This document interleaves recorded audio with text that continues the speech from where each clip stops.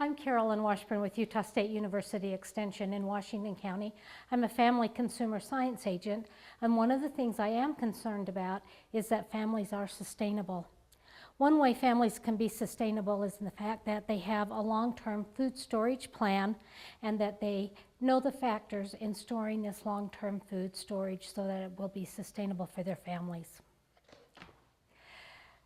Disasters affect thousands of Americans' lives every year, and with these comes some long-term conditions. It may be loss of life, loss of property, and it certainly may be loss of food supply and the unavailability of the foods that your family normally eats. So as we begin to talk about food storage and what we need to store, we talk first of all about a short-term, maybe 72-hour, 96-hour food supply that you might have in your grab-and-go kit. And this might be things such as granola bars, food storage bars, cheese and crackers, dried fruit, dehydrated fruits, nuts, foods that can be consumed very quickly by the family, and that would be a very short-term food storage. And next I would go to see that how is my 2-week food storage? What I have on my shelves in the event that the supermarkets are closed or I don't have access to them. Do I have a 2-week of the things that we use, maybe peanut butter, soups, types of food that my family want? Once I know that I have a good 2-week supply, I start to look out 3 months. Maybe that's the same kind of foods that my family like and that's on the shelves, but I purchase them in case lots so that I have a larger amount of storage and available to my family. So those are all a short-term food storage that's important for my family, having the food that we normally eat. But now I want to go to how am I really going to sustain my family in the event that it is a natural, man-made, or even a disaster in your own family with the loss of the breadwinner, loss of job, disability that makes it so that your family income is not what it was at one time. And long-term food storage is a wonderful way to sustain a family if those things happen. When I talk about long-term food storage, I'm talking about the things that have a wonderful shelf life. Wheat. We know that it was stored for thousands of years in the tombs in Egypt and still had food value. I'm talking about oats, rice. White rice has a good shelf life and good storage. Brown rice has a lot of fats in it, and so it's not a good choice to store. I'm going to look at storing pastas, beans, dehydrated fruits and vegetables, powdered milk, sugar, salt, baking sodas, things that I need that I can make food to sustain my family. Those are the types of foods that I'm talking about in long-term food storage. I may not be using them every day, but I have them put away where they will be available if there is a time that I need them. Once I've purchased my food, it's really important that I know the factors that's going to give my food a long shelf life. Some foods can last 30 to 40 years, but some foods may only last a year or so. So those are the things that I need to know. The type of container that it's purchased in. Certainly my powdered milk purchased in just a cardboard box and put on the shelf is only going to last maybe a year. However, if I purchase it in the long-term number 10 cans and put it in a good spot, I've got 20-year shelf life on non-fat powdered milk. So those are the things we want to do. I'm going to talk about the conditions now that's going to give me the prolonged shelf life on the food that is essential for my family's sustainability in the event that we are to the point of using essential food storage. A good way to purchase your food storage is in the number 10 cans. These are cans that are lined with an enamel that prevents erosion inside, and these are put away cans that you can put on a shelf, and many of them are going to give you 20 to 30 years. If I purchase my wheat in the number 10 can, I know I have at least 30-year shelf life on it. As I said, the dehydrated, the non-fat dry milk, 20 years. Fruits and vegetables, such as the dehydrated corn, is only going to last about 20 years, but that's a good shelf life when they're put away in the number 10 cans. I might go ahead and do some Mylar pouches. Mylar pouches are an excellent food storage container. However, the drawback is if they get punched with even a pinhole or rodents, then they begin to go onto the situation where they're no longer in a secure storage. So I might want to look at those, and if I do the Mylar patches, they certainly are good. They reflect the light, and they're good to put away. They're space savers, but I want to make sure they're put in a good place where nothing will affect the seal. Other ways to get food for long-term food storage might be your emergency meal packs, purchased in a variety of ways, and you'll just need to read what the manufacturer suggests for the length of food time storage. Many of our manufacturers will say they have a 30-year, and you want to really check that out to make sure that that has been tested and that it is 30 years and not just the manufacturer making a guess that it will last that long. Certainly a good way to store foods are in a food grade, very durable bucket that has the good gamma lids. These lids make a very good seal, keep out things that rodents, dirt and dust, and can store for extended periods of time. Our peat containers are good storage food as long as they are food gradable. Peat containers all have a number. 1, 2, and 5 are food grade and good food grade. Number 2s are a softer plastic, which is much like your milk cartons. We don't recommend that you store in your milk jugs.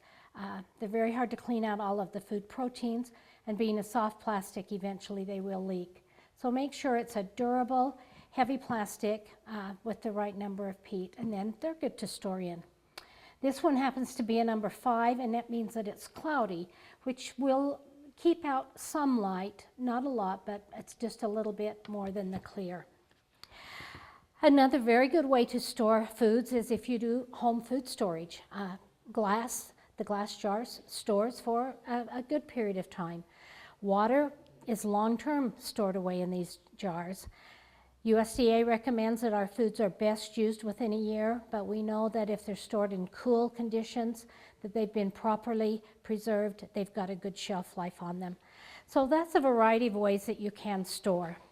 Certainly, if I just buy my beans and my pasta and put them on the shelf in the bags they came in, they're going to give me a couple of years or 3 years storage. But if I want something that's going to last me 20 to 30 years, then I want to make sure that I'm going to store it away in proper containers. So are there factors that affect my food now that it's stored? And that is absolutely, there are factors. There are 5 main factors that will maintain my quality of my food, and I think they're very important that you know them. The first one is that of temperature. Where I store my food, how much heat it is exposed to, will make a very, very big difference in the longevity of its life. Food is best stored from 40 to 60 degrees, and that's kind of hard to do in most of our homes, but if you can store from 40 to 60 degrees, then you've got a very good shelf life, even some things up to 30 and 40 years. However, if you have to store in a warm garage that's over 100 degrees, you have now cut that shelf life to about a year and a half, from 40 years to a year and a half just by the degrees of heat. For most of us, we're going to be storing in our homes around 70 degrees, and that's going to give us a 10 to 20 year shelf life on many of the long-term foods. Not as good as if we can store it at 40 or 50 degrees. We don't want our foods to be stored at freezing, but we do want to store it as cool as we can. So temperature is just critical of where you store it. A next factor that involves our foods in food storage is that of oxygen. Has the oxygen been removed? Oxygen absorbers may be used in some of our foods.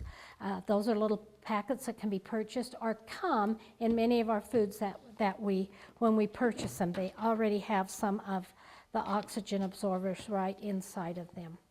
So that's a good way to remove oxygen. You have to use caution with using them and follow the manufacturer directions. But oxygen, keep it out of your foods when you can. Another element is that of moisture. Moisture content allows bacteria to grow. So if we can remove 90% of the moisture, our bacteria is certainly not going to be growing as much as if it's it's in there. So we want to buy foods that are dehydrated or freeze-dried, much as our corn. And you can see here it has an oxygen absorber in it, and it's been freeze-dried. That means freeze-dried is going to reconstitute quickly, a little bit quicker than if it's just dehydrated, but one of the ways that you can buy it. Once you've opened the can, you've broken the seal, and you now have changed your shelf life, and it's to be used within 6 months to a year's time. Along with temperature, oxygen, moisture, the next factor is that of light. Light can destroy vitamins, minerals, can cause acidity, can discolor our foods, and so we want to try to store our foods away from light as much as we can. We want to have containers that are light barriers. I talked about these. Light doesn't come through a Mylar pouch. Light doesn't come through our number 10 cans. But along with that, I want to maybe keep it in the cardboard box it came with and store it in a dark, cool room, and that's going to lengthen the life of my food storage. The last factor that really affects it is those pesky little animals that happen to get around. Rodents or insects that can get into your food.